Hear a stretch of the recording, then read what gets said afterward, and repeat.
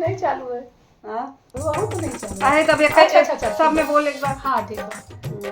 ऐसे बोली सब क्या होता है। हाँ ठीक है, सब लिख देना।